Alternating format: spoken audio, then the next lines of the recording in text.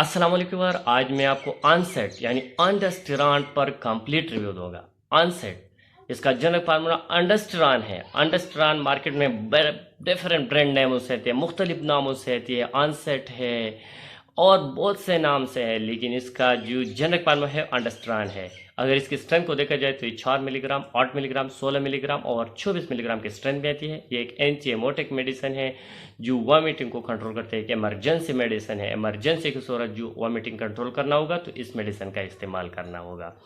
आज मैं आपको अंडरस्टैंड पर कंप्लीट रिव्यू दूंगा। अगर आप हमारे चैनल पर नहीं है तो सबसे पहले इस चैनल को सब्सक्राइब करें। चलो स्टार्ट करेंगे। अनसेट की यूजेज। ये जो मेडिसिन है ये वॉमिटिंग को यानी उल्टियों को, मतली को कंट्रोल करने के लिए, वॉमिटिंग को कंट्रोल करने के लिए, रोकने के लिए, उल्टियों को रोकने के लिए इस्तेमाल किया जाता है। अगर वॉमिटिंग जिसकी वजह से भी हो, अगर आपको गैस्ट्रोएंटराइटिस हो यानी आपकी आंतों में सोजश हो, जख्म हो, इन्फेक्शन हो, जिसकी वजह से आपको वॉमिटिंग आती है, या आपने ऑपरेशन किया, ऑपरेशन के बाद आपको वॉमिटिंग आती है, या आप ये इंजेक्शन ऑपरेशन से पहले भी इस्तेमाल किया जा सकता है ताकि आपको वॉमिटिंग और नाजिया न हो।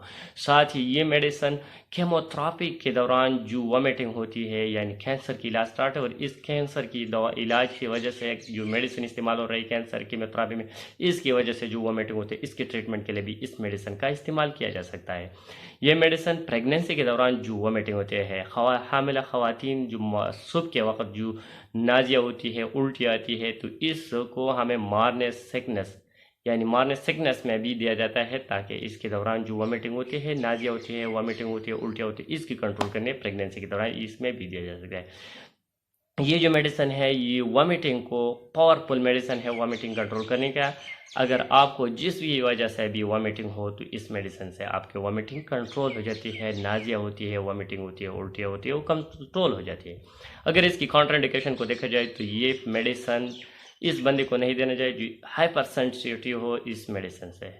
4 साल से कम उम्र वाले बच्चों को भी नहीं देना चाहिए। अगर इसके साइड इफेक्ट को देखा जाए तो इसके इस्तेमाल से कॉन्स्टिपेशन यानी कब्ज पैदा हो सकती है, हेडेक, सर में दर्द हो सकते हैं, फटीग यानी सारे जिस्म में दर्द पैदा हो सकते हैं, एंजाइटी भी हो सकती है, और ड्राइनेस ऑफ माउथ यानी मुंह को खुश्क होना भी हो सकती है। अगर इसके डोज को देखा जाए तो डोज की डिफेंड पेशेंट की एज और वज़न पर कर देती है, लेकिन फिर भी एवरेज की जो डोज है वो 8 मिलीग्राम सुबह शाम दिन में 2 दफ़ा खाने से 1 घंटा पहले देना चाहिए, ताकि खाने से पहले, ताकि आप खाने के बाद इसका अपना असर शो करेंगे।